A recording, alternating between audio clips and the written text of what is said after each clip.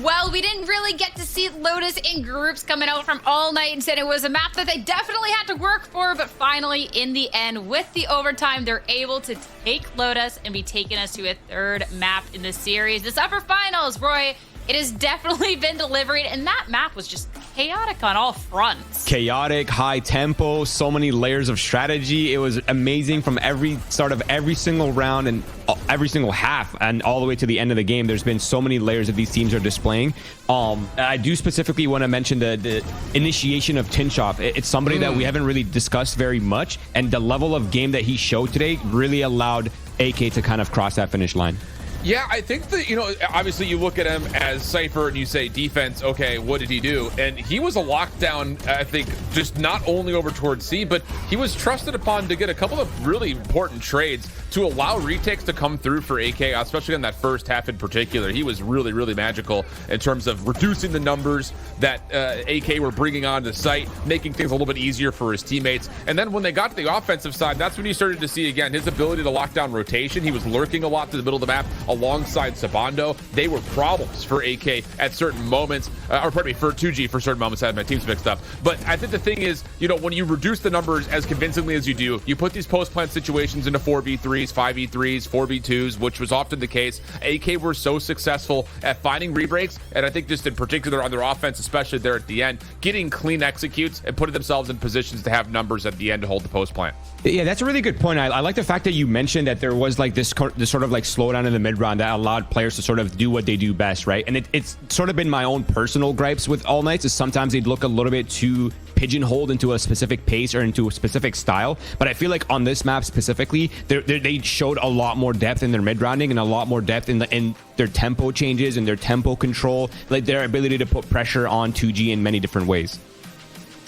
I mean, this map, the fact that we get overtime for the second map of the series and still get to see the third, I think is great. And for AK, I mean, going into this, we talked a lot about Dante. We talked about Tinchoff and a lot of those highlights, but Sabando as well, Roy, definitely stepping up in that series, going to be claiming that MVP. His 6th first kills to boot. Yeah, he is definitely heating up, by the way, because in the beginning of this tournament, he really wasn't showing as much strength as he is now, and he was one of the players that I was specifically looking forward to because listen, I have a thing for like really star player controllers. Okay, I love to see it. I love when players are able to pop off in off duelist roles, and he's one of those players that I think about when I think about these players. He's like his stats on Omen coming into this tournament were insane, and it's really sick to see him finally step up into that play and step up to be that player for his team. Yeah, defensively, that's where I think you really saw the ability for him to be all over the map. I mean, he gets 5 of his 6 first bloods on the defense, but he also had 11 assists, which is, I think, just an incredible number for one half of Valorant, considering he's playing Omen. On top of that, you also had Tinchoff go 14-5 on the defense. So that's another thing, just kind of looking at how the start is a 7-5 half, and I think you look at that retrospectively and say, it was pretty even. But outside of the fact that they lose the bonus, they lose their gun round, have to save, everything else is pretty clean for All Nights in terms of what they were able to do. And a lot of it was because of that duo between Sabando and Tinchoff really helping each other out while they're kind of playing isolated, at least a little bit more remotely on an island of their own. Yeah, we can't unfortunately have a stat sheet for everyone, so we have to circle back around to Tinchoff at this point, which, considering the performance that he had on this map, as well the fact, Roy, that we're staring down a third map in the series, I think is huge, because Tinchoff was really big last time around on this map. Yeah, he was an extremely key piece for All Nights the last time they had this matchup, and I'm looking forward to it because Cypher is theoretically the supposed counter to Neon, and we're going into this Neon matchup, right? And if Tinchoff could be the one to sort of slow down the duelist for 2G, that could be a very key win condition for All Nights going into this third map. It's time to start talking about this third map, though, that we have here in the upper finals. Reminder, whoever wins this is going to the wrap finals, and it's going to be looking good. And they burst on Sunset that last time we saw them in groups, and it was 2-game Esports to be taking that win. This is where we really got to see that explosive Neon v Neon gameplay here shift, which was absolutely amazing. But of course, everyone has to be stepping up on the day to be able to get that grand final spot. Yeah, this was back when Spike was playing Neon as a way of, I'm going to take the first contact regardless of what it looks like. and it led to this very back and forth affair where we had aggression after aggression for both these two teams. The thing that allowed 2G, though, to eventually get over the hurdle, what was a very tight game. They won 4 rounds in a row, and what they were doing were saying, all right, All Knights, you want to get aggressive on offense? Fine. Yeah. We're just going to hard hit, re-wrap, take away one of your points of retake, and then all of a sudden be in a spot to where we can overwhelm you from multiple points of ingress. A lot of that came through market. Their mid-round adaptations were great. We got our Blacklight agent select. We get this neon. We get the neon. Like Roy, other thoughts that we have on with this cider map? Yeah, there's one small thought is there the difference in info initiators that these two teams are choosing, right? The Sova versus the Fade. Obviously, Sova is a much stronger pick going into Cypher. So Tinshov is going to have to step up mechanically, not just rely on his utility setups. Yeah, the really quickly, Nico is it's all about getting Neon into a more comfortable spot. Find the information, let Spike, or Neon, pardon me, on Dante run a little bit more aggressively. That's the thing. Well, now it's time. All Knights versus 2Game Esports. One final map to determine who is going to be going to the grand finals. It's going to be explosive. It's going to be awesome. And it's going to be Lemon, Kiwi, and Vance to take you through. It all comes down to this. Thank you, Sierra. Sunset. A very comfortable map for both these teams. But also one thing to point out is Nico sticking with the Fade when last time they matched up, he mirrored the Sova. Yeah, and that's going to be a very important aspect about it too, because they mentioned on the desk here with Roy, Cypher is a full counter utility for a Neon, but usually a Sova could just break the trips. But I think the Fade right now for being chosen here by the defensive Cypher Nico Machine is actually to seize the tempo of a Neon if they're actually going to try to go for splits into top middle here that a lot of Neon compositions like to do here in the LATAM and Brazilian region. So we'll have to keep an eye on that and see how it changes the playstyle of All Knights on the defensive side to start things off. And again, a walk contact, Owl Drone will see a bit on the attack side, and 2G will have an open site for now. And the retake, as soon as 2G step in and feel even a little bit comfortable, but 2G just scrapped a bit better, had numbers, and isolated just these staggered members, these defenders of AK that just took things one by one and actually fell one by one, leaving Nico and Sabando in a 2v4. Good damage though, and to people like Spike and Silence, who still manages to keep breath in his lungs. But this is getting close. Nico in a 1v3. Silence already low, knowing everyone is main. Nico just panic shooting a bit, reveals his position, or maybe it's all a bait, it's all a ruse. We'll get spotted by the camera, and 2G, this is their round to win, but Nico's mechanics is something you can't forget. His impact on Lotus, one target remains. And now spawning where Prezi was, who's just gonna play his life, and the shock bolt is what denies the 1v3 from Nico. I was gonna be like, wait, he should know that there's a player back there, because that was the Cypher that broke the eye in the back of the billboard. But I think overall, you realize here that Nico Machine did not have enough time left there on that 3 versus 1, but valiant attempts. Those are still some clean shots looking forward into the second round that you could count on Nico. If he's warmed out like that towards the pistol round, he could be a very important factor as an initiator now for All Knights. That said, though, they tried to play the very similar style as to trying to flood against your opponents before they even have a chance to set up for a plant. But they were ready for it for 2G on the attack side. Remember last time these two teams played against each other, this was a map win for 2G, 13-10. And you mentioned it here, Lemon Kiwi was a Sova versus Sova in terms of Nico Machine and Prezi. That changes now. A walk down towards middle. All Knights trying to surprise their opponents, and they'll do so by taking down a key player being the Cypher. So that's no trip watch towards the back. So 2G might have to play true within the site. Yeah, with the advantageous weaponry and the pistol going their way for 2G. It's all good for now. And after the first 2 pistols went AK's way on the last 2 maps, 2G rewriting their story. They hold down, they try to extend outside the site, and Louise will keep the flank on lock. Now AK have one option, and it's push through the top, and they have a crossfire, but 2G just approach it one by one. A great job from Zap and anti-eco for 2G. Yeah, again, I still have to give some praises to the breaches. I know that as a community, we harp a lot on the fault line being just a cosmetic piece of utility, and that the players could still get kills while they're stunned. But overall, the amount of stuns that actually connect here from both Zap and Adverso has been so good, really, to slow down any type of flood retakes and any type of tempo that's being attempted here by their opponents. It brings a lot of value to the team, which really allows for their teammates to be ready for the second wave of the setups. AK not giving up really any site control. They go for immediate takes to prevent the spike from being planted, or maybe just trying to catch this spike being planted and kill the planter. And AK may need to just relax, take their time, let 2G waste util and go for the more guaranteed fight. And now it's a trade, and it's Dante still left alive, and a crossfire for AK as 2G cross the road. They don't look both ways. More multi-kills follow in AK's favor to salvage the bonus. And, well, Silence is still kicking. He's got a 1v2, though. Only 5 HP to do it with. Yeah, that's the thing. So that's why he's not going to use his hat. He knows this is not necessarily a winnable condition unless he's able to find great positioning after he hears the footsteps, now being paranoid, and this is going to be the wide swing conversion for All Knights towards the end. But I was just about to say, there was one slide that came through from Spike and a fault line from Zap to take control towards Elbow. And what was retaliation for the defending side? They fault line back. They already prowlered. They already seized. They went for an aftershock. They went for a relay bolt. They basically had no utility left to really try to hold back towards the A site.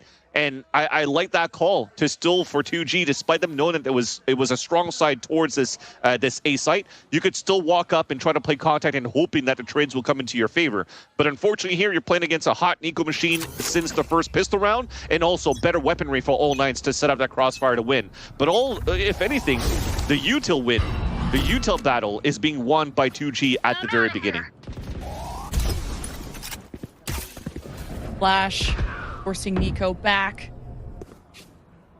It's a trap play from AK, ready to be executed again. Will 2G learn how to address it better? Decide to just leave and try another strat in the book. And now that mid is open, they got camera in place. 2G can explore how they could get around to the backside of A. They will just drone up now that the one-way smoke is gone. So AK get back in place to go for the trap play. There's the fault line, doesn't make connection to 2G. The cages come up so Nico can come out, and Silence just snuffs him out somehow. Here comes Dante to finish what was started, and he slips back into the shadows with 5 HP to spare. Oh my god, this is so good in terms of counter reaction and proactivity from both of these teams.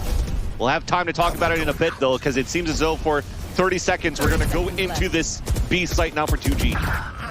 Yeah, the trips only slowed down 2G. Louise opening up the site. AK only having 2 left. And it's just up to Adverso who's going to save the weapon. 2G pivoted, and it worked out. Yeah, so when you start the round, though, for the default for 2G, to have Silence move up ADS and break their trip on top middle, and he smoked the right side, that really pulled out the defensive side on AK. The thing is, they drone instead, which kind of gave a tell that they're going to pivot back towards the A site. So you're playing Neon. It's easy for you to rotate back here towards the A site to set up that crossfire. But with how they reacted after, how Silence got that pick and the hat out, Dante did not want to give a chance here for 2G to have a good read. You're going to look back at your mini-map, you're going to pay attention to where the pings are going, and as soon as you're looking up, Dante's sliding down to get the pick and even it up on a 4v4.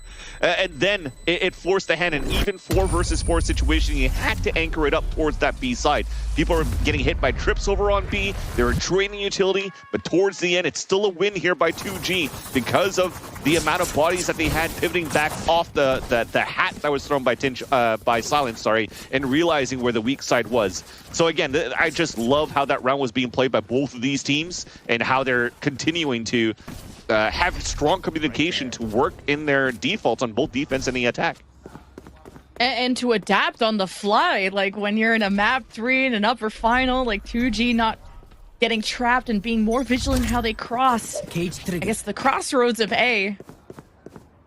Now Haunt, early info is AK's search, where the hit is coming from. 2G are okay to give up a lot of map control and just play off of cameras, see if AK are aggressive enough to really extend out of these sites. And 2G can wait this out. And they're waiting out to see if All Knights want to pivot at the minute mark. Again, behind the back of Dante, they will not be afraid to leverage this overdrive in a lower buy to try to salvage a round back in their favor. So 2G respects that. They want to stay back. They want to make sure that there's no trap plays coming through. And maybe the most important call for 2G is trying to realize where maybe Haunt Util could be here from the fade. Only got a shorty though. Hey, I can still hurt, but not at that distance. Not at that distance. Oh, he did get out. It was almost cartoony at that point. Saban, it's not the first time he likes to sit and smoke and go for these high-risk, high-reward plays. Kind of reminds me of what he did on Abyss. 2G re-clear towards A, all thanks to Zap and his call. Smokes at the top side. AK playing catch-up after thinking 2G would re-hit B after the pick on Sabando. Just a chess match. Aftershock is going to prevent the play. There's only 12 seconds left. And 2G are going to have to fight through this. There's shocks from Spike being thrown out. Dante has to make a play. He almost turns and burns. 180 doesn't get it done, but AK have done a lot of damage. 2G got the plant. The 1v3 for Zap and a nightfall for Nico. Sure. Gotta go for the guaranteed win. And AK will defuse. Oh, we'll definitely take that when we have a lower buy for All Knights. Again, remember, this is not going to be a round where you have to pull it away here from All Knights that they're going to lose this one because they still have an overdrive. They still have Dante alive. Even if they lost their smokes at the very beginning in the round over on the B side, the amount of utility to get those opponents off the plant, maybe that should have been something accounted for here on how you were setting up for 2G to go for a plant. You try to plant safely inside the A side. You know that they've given up the site here over on A, that they have to play the retake. So an Aftershock with such low time left will definitely take you down here where you're going to try to go for a plant. And that really didn't give a chance for 2G to set up right after, as soon as they lost position on Silence's plant, and now the economy switches on the other side. It's now 2G on the lower buy, but they themselves have an overdrive to work with, and they're trying to fault line here off the Owl drone, and the pivot for it is not going to happen. Seems like Spike was not ready to go up here following that piece of utility. At least 2G are really trying to shake up this structure, you know, with the Owl drone spotting at least there could be a potential crossfire trap play. They fault line, push AK back. Make 2G like they want to hit A. You got an overdrive from Spike. There is a trip in his way. Deals with that. His position is revealed. He has no time to waste. AK hopes to hold on against Spike. Oh my. Unleashed with 2. And Luis finishes off the 3rd. And this site has been broken open. As AK will have nothing more to say about it than to save their weapons, but Zap's on the hunt, hoping to deny that. Yeah, who's already up there and heard the Neon run away, so he's going to call it for his team. These last 2 players are saving their weapons, and I have a timing. And now, thankfully, Dante has the high gear, so he's a little bit further than everybody else, but he's pretty much pinned there. There is a trip watching that back. He should be able to save his weapon if I'm looking at the minimap right now, but overall on Spike to be able to slip through like he did with this overdrive should not have happened on AK's defensive end. And once again, lower buy, overdrive available is the win con for both of these teams. And now it's time here for 2G to get a Blacklight Flawless win. On the other end, it was a Blacklight Thrifty. We're going across on both ends, and we're getting everything in this 3rd map of Sunset between both All Knights in 2 games. Zap doing great damage to the economy, denying 2 rifles when they otherwise could have just sat back and called it a win, talk about the next round. It's 2G that start off with a very strong offense, but off of their Neon just going crazy. This has been a battle of 2 duelists, Spike versus Dante, with Spike activating at the best of times. No hesitation as 2G recon to B, forcing AK to respect that. Does 2G know there's 2 on the site instead of just a solo sentinel? 2G are smoked off, so they're being denied a lot of information. And Sabando judges through the smoke with no vision and comes out with 1. Heard the Owl drone, might as well take him down, a 4v4, but that changes the tempo now of 2G's approach. They pick up an orb. Now Zap's 1 away of getting a Rolling Thunder. They could also always re-hit towards the site, as they haven't placed trips towards the front here for Tinchov, so might try to walk in. They have to clear this corner, though. Spike does so. Oh, the timing at Verso looked at Market when he was holding a crossfire with his teammate. And now he has to hold the door.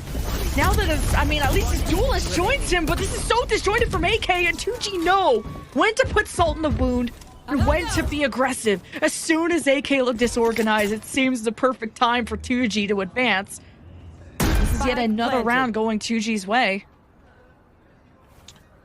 At least I respect that for Tinchoff, with Sabanda going inside the smoke and taking down Pricey with the judge. That means there's no recon dart. There's no owl drone, of course, because you got used in the very beginning, but there's no way to get scans to entry towards the site. If that corner isn't being checked, then it gives a chance here for Tinchoff to maybe get a backstab kill onto 2.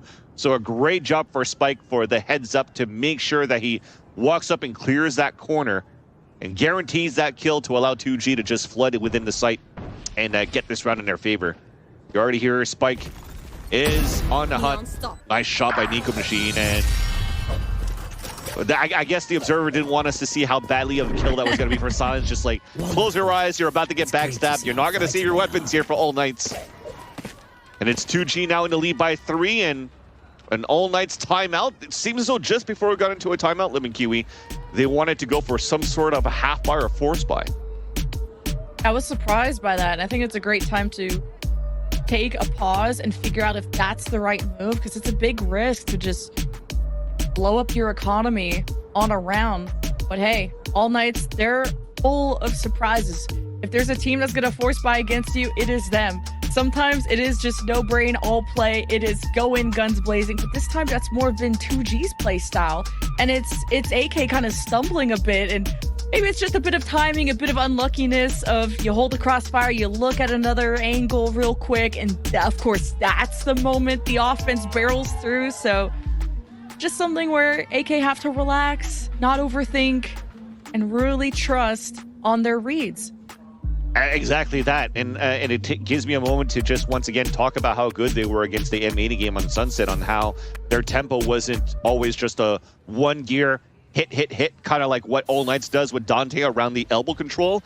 It goes into these moments where they take early mid control to start, maybe, and then they start towards A side, then they slow down, and then as soon as their opponents are trying to counteract and be a little bit more proactive on the space that they think that they gained, then 2G are doing a good job reading that, so they push on the opposite end where it's always on a weak side. But this time around, it seems as though we're not really pushing forward for All Knights, but we still have bodies in the right places. We're just not really set up in the right positions to guarantee trades or try to flood back with supportive utility that really activates Dante of what he could do here on the defensive side. And you can see it here, very similar once again to M80. A slow play style from 2G to start, but 3 players of All Knights are waiting at the top of the smoke. After that smoke clears, do you walk down? And when you do, and everybody's convinced and pushing towards the mid side, look at 2G. They're already on the extremities, and they're waiting to see if they could use a little bit of utility in the very beginning, and if there's going to be counter utility being used on the defensive side. A cage already came up. There's no follow-up for utility on the defensive side, so they may read at this point for 2G that it's an open site for them to take, technically. But there's still 4 players leaning here towards All Knights over at Bobo and Market. And the AK are going to decide, give them the site, because the people they do leave to defend don't put up the numbers. It's 2G that have all 5 still remaining, but this time AK gave them a sense of security, then struck when 2G had no information. A great surprise from All Knights, a better showing on the defense despite a weaponry difference, and it's 2G with pulling out the Rolling Thunder to just shake things up. It's a Verso intention. Oh, that's a Verso's Rolling Thunder. Either way, this has been a competitive round after a timeout from All Knights, but it still ends up being a 2G offense that cannot be kicked down. Yeah, and it was just unlucky timing over in the end there for Nico Machine, because yes, there was an early Rolling Thunder that was used by Zap for them to try to take control here of this B site. It kind of failed, and it gave an opening for All Knights to really set up in that spot, but they were way too reliant on the Rolling Thunder from Adverso to try to go for a blind ult before they actually went through and get contact to get great value out of the Rolling Thunder. So you'll we didn't get to see it, but as soon as the Rolling Thunder came out, Nico Machine tried to swing out, but the players weren't really effective before they got the kill onto Nico Machine. Well, hold that thought. There's already a Hunter's Fury on the attack. It does get the ping and the kill onto Adverso, and it weakens out the A side as Dante's down to 45 already. Okay, get rid of a huge caller, and of course important util with the breach, hoping to slow this down. 2G just coming in at all angles, almost 1-by-1, giving a chance for Sabando to make an impact, but a 1v3 is still something that AK cannot pull out of their hat. Speaking of hat, Silence threw that out, so Tinshoff, the jig is up, and AK continues to fall into the same problem of they have people on the site, 2G coming way quicker than they think they are, and AK stand on the site, can't get the trades in their favor, and 2G have more numbers on the post plant. Yeah. Silence throwing a hat, throwing magic out of it, and Tinshoff vanishes into the abyss, trying to save his weapon in the next round. But as you said, and as we've mentioned overall too, it's the type of playstyle that 2G has is sometimes they'll hold that default, but then they still have that opportunity to tempo up if they want to. And when you're conditioning your opponents to, you know, slowly walk up and not burn utility too early into the rounds, and then suddenly you're met up by a blind Hunter's Fury that comes out on the attack, it really throws you off in how you're trying to set up your defensive side in the very beginning here for all Knights. And yeah, there's really nothing you could do there when at the spearhead right after the Hunter's Fury, there's already Spike moving forward and opening up the site with his movement. It's so clean as well. Already stunning up here, Nico Machine, getting that pick, and now giving it a chance now for the plant to come through for the attack side. That's that 7-2 scoreline. 2G looking so good in another round where they go back at 2. They're trying to default it back. The Spike's down in the back too, and they're trying to see where the aggression is coming from. Prowler already came out from Nico Machine towards the B main, but they seem like they want to refight this. We already saw how scary 2G are after their 13-8 win against M80 yesterday, and Silence starts things off strong for First Blood 2G. Mid-map control 2, the kills continue. AK going in 1-by-1. Dante will unite and try to stand together through all the fire, the flames. Dante will do what he can, but by himself he can't do it all. At least any kind of dent into 2G's. Something AK are praying for. Sabando up top of the box, catching 2G off guard. He's been able to convert quite a few multi-kills. He's kind of creative off positions. And 2G, 2v1, this is not guaranteed. And Tinshoff, who's always the last remaining player, is gonna go for the retake at 62 HP. Yeah, a little bit of a tense cosplay by Sabano.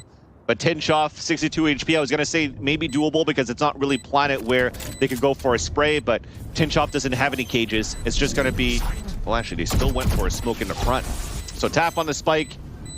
Oh, because they have so much utility. There's the L drone. So the round's going to come in for 2G. Very nicely done, at least on that side for the attack. Tinshoff will have no choice but to fall back and save his weapon. But I do respect here. Nico Machine, this is probably the second time that he gets caught out in the open when he's forcing the hand, he's forcing a play. And the reason why I respect it is because I've mentioned how good he's been in the pitch round in that second round and seems to be really crisp in his aim. And he's probably going to be met in those situations where he feels like he has to make a play to try to give a chance here for All Knights to come back because they're falling behind by so much here in this third map. In a map that have been so comfortable in playing on Sunset throughout the Ascension. But this is also a map that's comfortable here for 2G. So now Nico Machine gets caught multiple times. I don't know if it's going to start hindering into his confidence to re-peak in his moments and turtle up a little bit more, which will give more space now for 2G to work with. Dante getting aggressive off the rip, and man, he'll always convert a kill. But Dante needs support, and this time Adverso will help him make an impact. Take that early B control, and 2G, no, Nico's stuck in with the smoke. They isolate the duel, and 2G lead themselves in a 2v2. Crazy not as healthy, and Louise caught. Crazy in a 1v1, and it's AK. Show us some signs of life. Yeah, and then the first time that we're seeing 2G not as coordinated on that 2 versus 2, peeking out 1-by-1 against, you know, they're closing the line and closing the gap on the amount of stingers that they had on their side.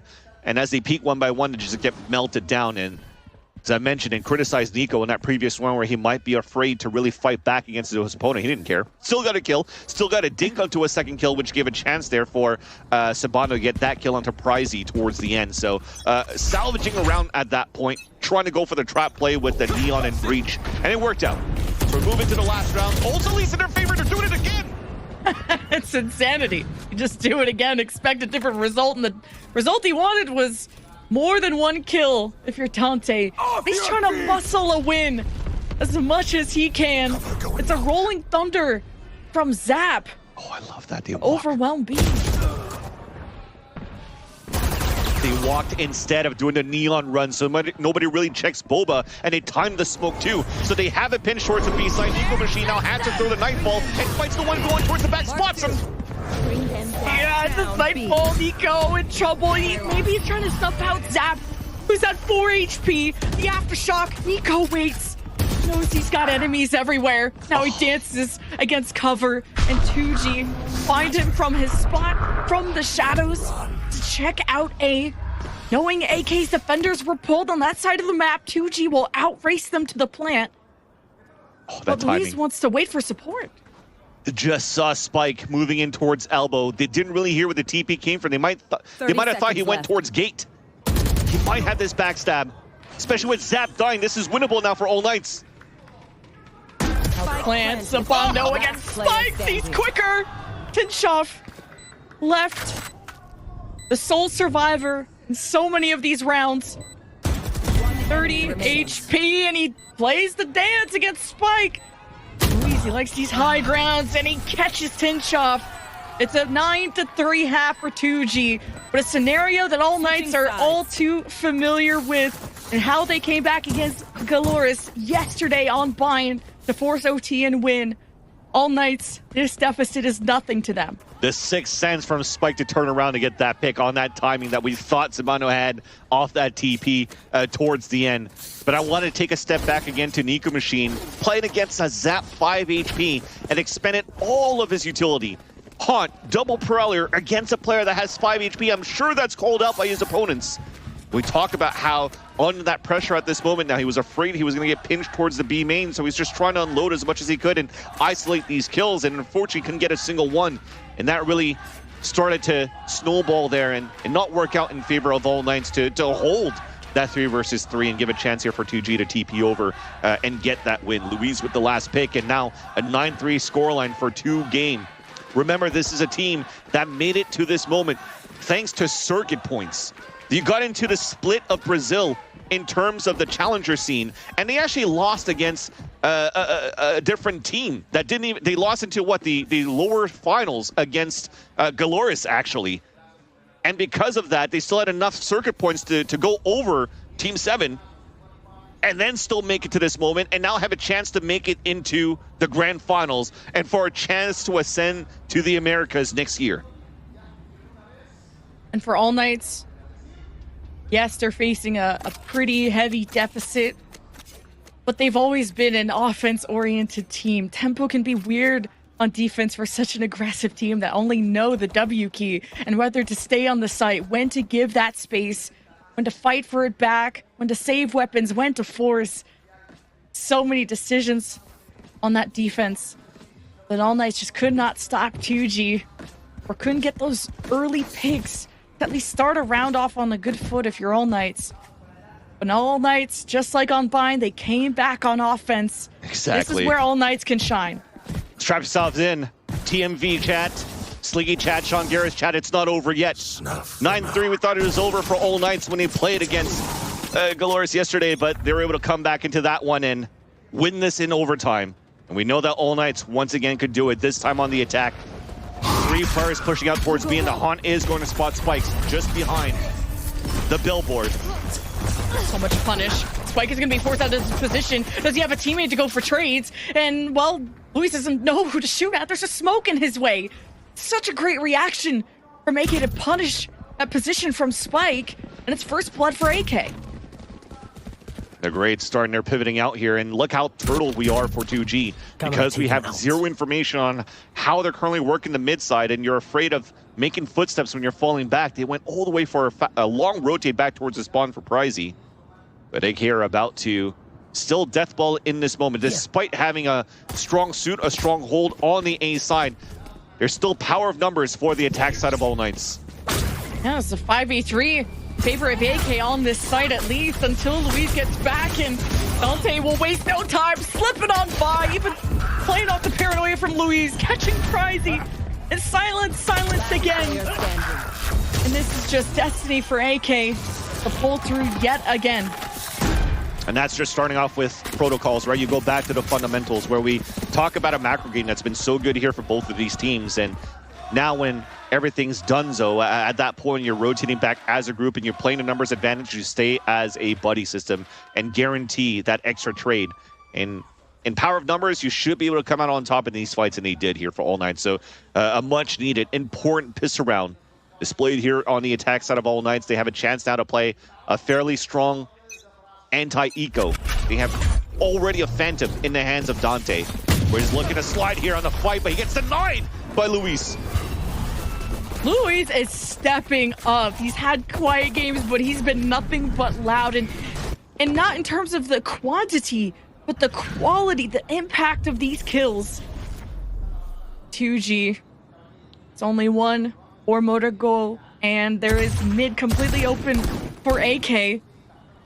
Forcing Luis back to call this out, to play the angle, to hold this line. He's about to get overwhelmed, and he gets away with 2 headshots. Are you serious? Verso now has to pick up the pieces, whatever is left from his team. Yeah, I talked about good protocols. Unfortunately, it wasn't there this time around. Usually you'd like to see at least one person go for a full wide swing to guarantee at least the person fighting against him, Luis, to follow that, and then you could potentially guarantee that trade. But unfortunately it was just easy for Luis to just adjust, small micro adjustments of the crosshair to land those shots. Of course, it's not as easy, but at this level, they definitely make it look easy here for 2G, and they have a chance now to thrifty this up. 2 players left alive, and thankfully, at least for Verso and Nico Machine, it is still strong weapons that they have against pistols. But it's pistols together.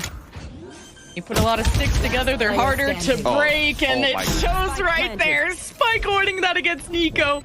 AK nervous. That was one stick. A rifle. Yeah.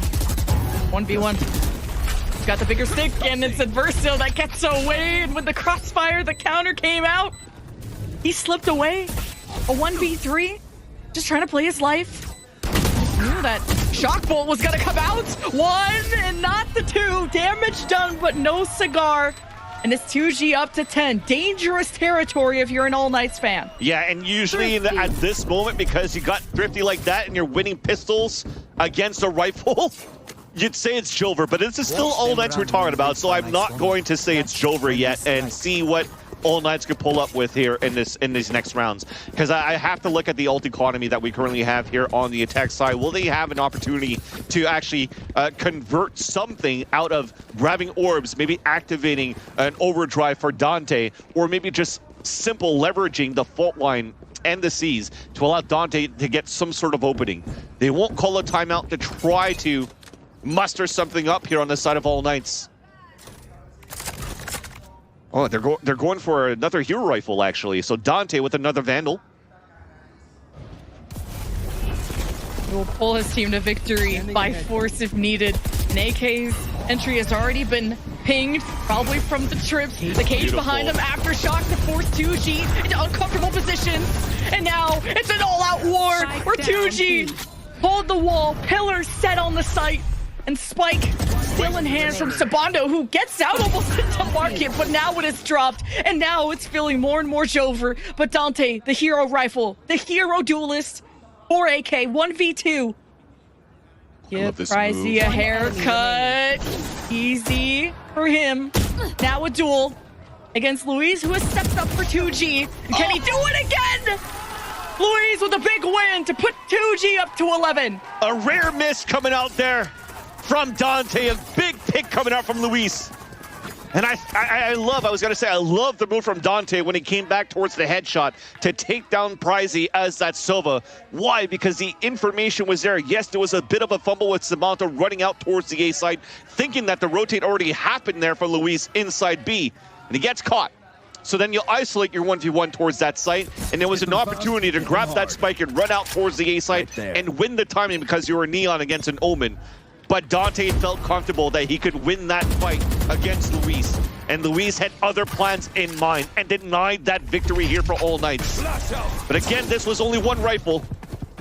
They still have an opportunity to buy this round for All Knights. Big risk play. 2G taking over the map.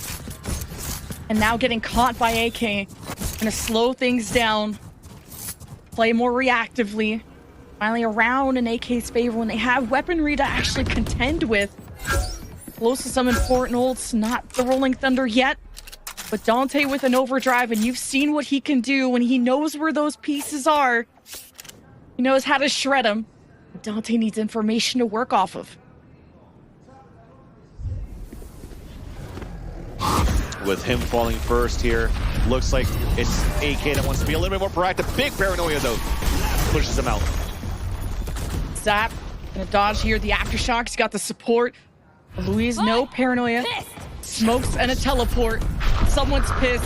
It's All Knights with mid, pinstering into B. Pressure on Louise and silence to make a big play, to not let 2G go to match point.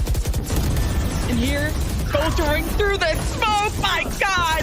2G will not let up. And it's Sabando in a 1v3.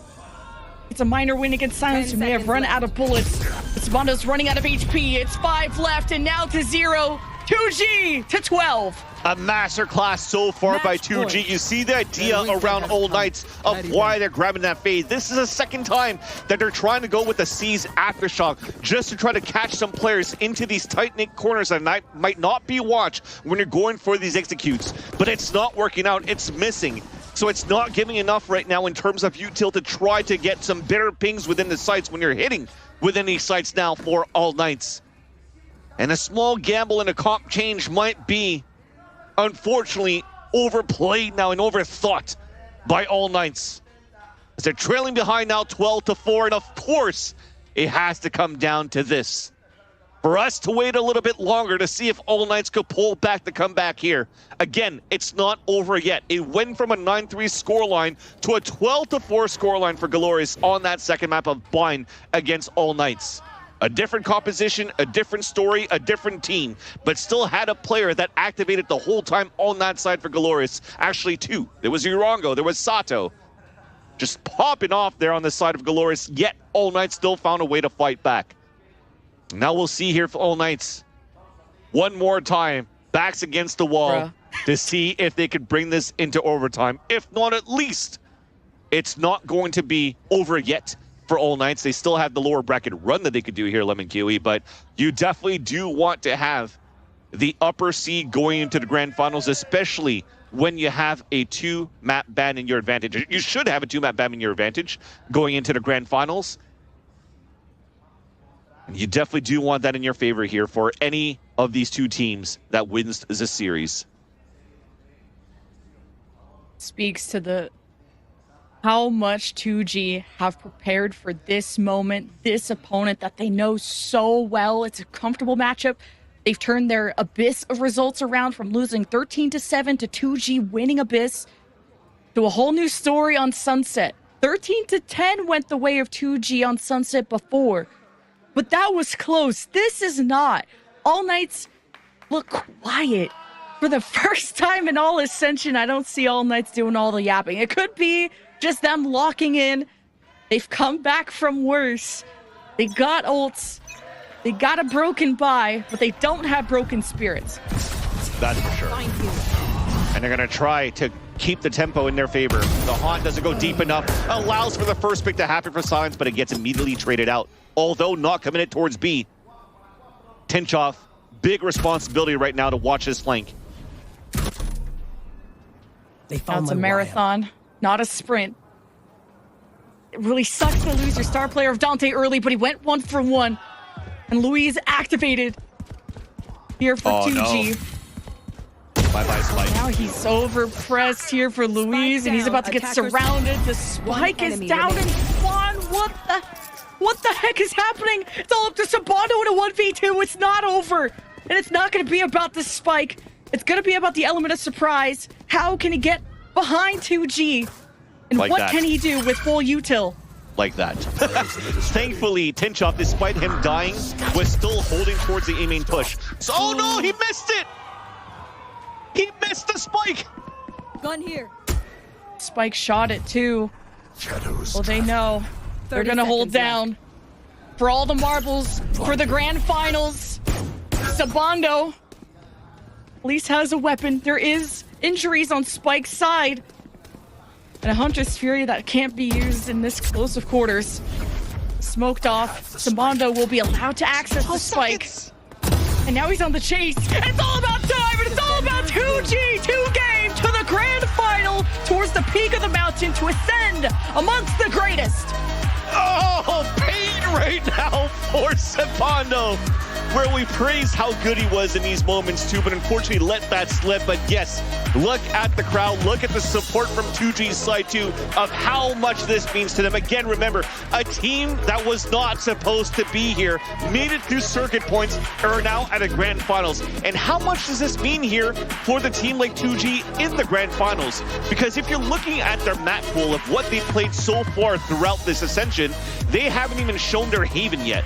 So you have an opportunity now to get 2 bans in your favor, to have Haven that's not been shown yet, and now to actually play Vetoes against whomever team you're going to have to play against in the lower bracket, that's going to come in from the lower bracket finals. But at least now from the side of All Knights here, Lemon Kiwi, there is still hope. There's still a living chance now for All Knights to still continue a deep run, because they will have to wait between Glorious and M80. That's going to happen next. And this is an uncharacteristic All Knights. This was all Squires. Look out for them in the lower bracket, like you said, to face the winner of M80 and Galores. That is not going to be easy.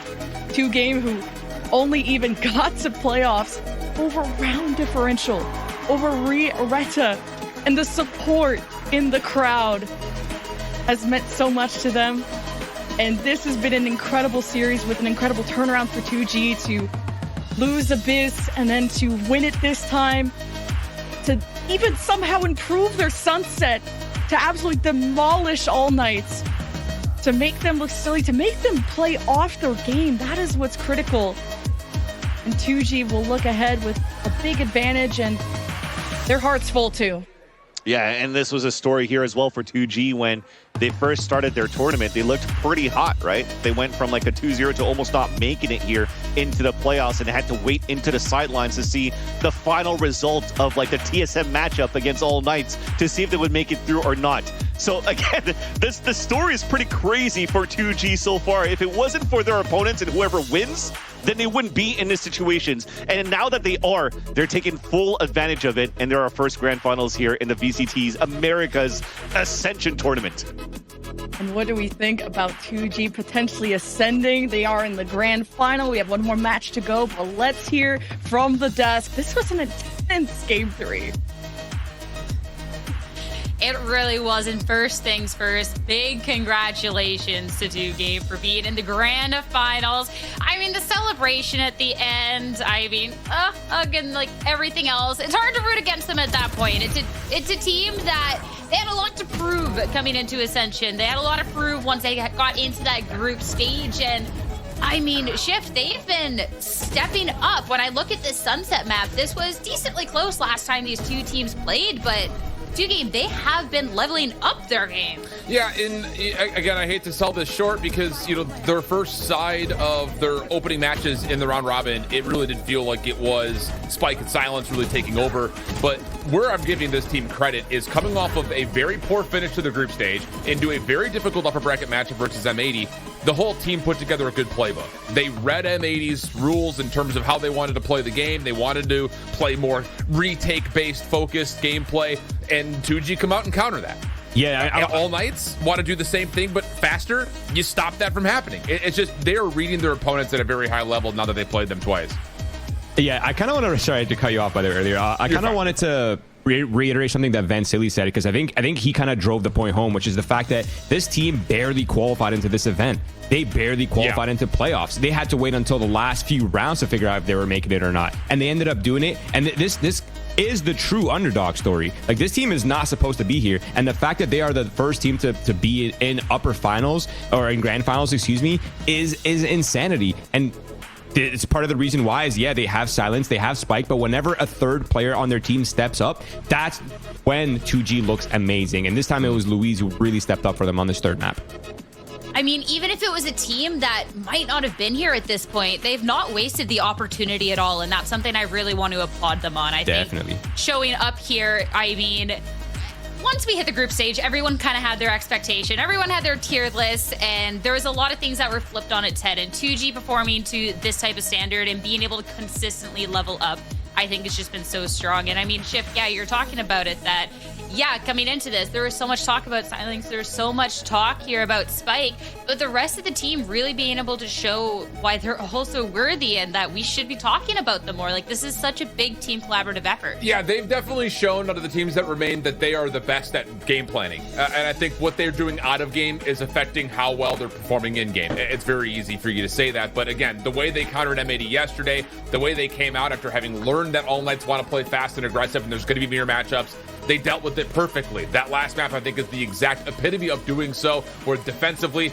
they only allowed 2 plants to come down. They retook on 1. The other was that on offense, they were getting the spike down, and they were holding it nicely off their post plant. So they're really doing all of the work they need to show up when it matters most, in the moments that are going to really be the difference maker in these particular head-to-head matchups. So I don't know who's going to be in the grand finals, but whoever it is, better come prepared, because you know for a fact this 2-game squad will. Yeah, definitely. And I think a part of 2G that, to me, that is kind of outstanding is the fact that this is one of the most inexperienced teams in the tournament, right? But the level of depth that they show in the parts of the rounds that are unscriptable, like once the rounds have broken down and it's like we're really into the late part of the rounds, they're able to play it with like masterfully, which is just insanity to me, to the fact that they have such young players who have their heads on and their massive creasy brains. It's kind of rare to see this kind of level of like young talent that has the ability to like maneuver through the unmaneuverable, you know what I mean? So that is a level that teams will have to match them on, the openers and the closing parts of the round.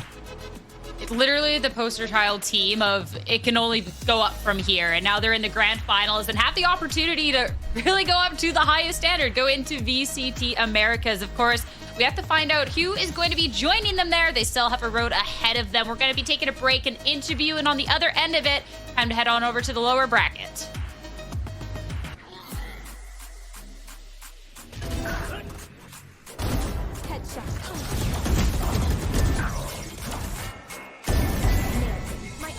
I know exactly. 3.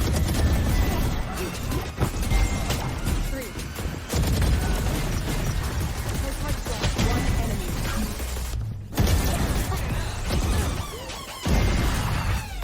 Spike planted. One player remaining.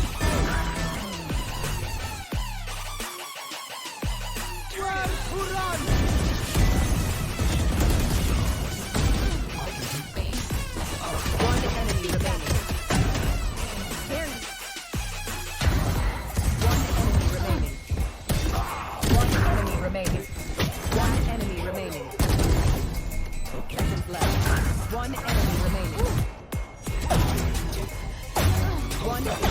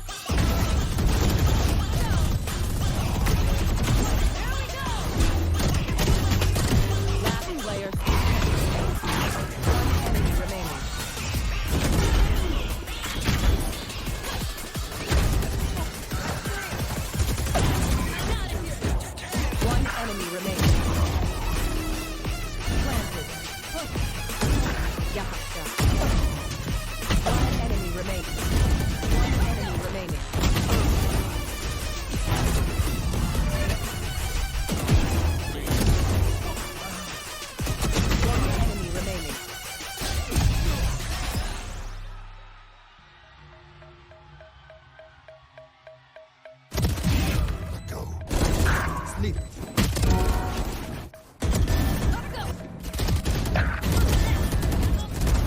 Enemy down.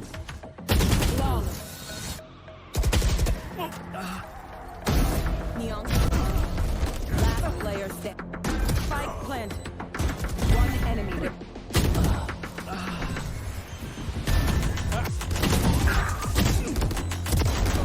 Spike down B.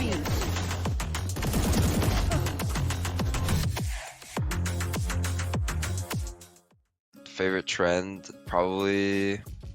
I like the Costco guys, people. I'm not gonna lie. And my favorite internet trend, I remember Harlem Shake when I was on college. My teacher, she was so mad when we make that trend. I can't remember that moment. There's like this like thing with LeBron James where he just like lies for no reason, and like it's very obviously he's lying, but like he keeps going no matter what, and it's like it's so funny. Is actually a Liverpool legend. He used to play there. I don't know if you knew that. No, I knew that. No, I knew that. Like here when we are playing, we have like when someone headshots like a flick and something, we usually say "boofoo." So that's in train. It's a boofoo, you know. It's a kind of meme of ours. I don't know. I love Pepe the Frog. Huh? It's been used for things that I don't really support, but I love Pepe the Frog. Like Pepega. Man, it's so funny. All posts regarding Aura has making me lose my shit, lose myself. They're so funny, man. They're so out of pocket. I just, you know, and most of the time they don't even make sense. Pranks, yes. It's very funny. I don't know, months ago or a year ago when everyone was saying no cap or cap. Stop the cap. Yeah, for me it's a pretty weird, but it makes me laugh every time.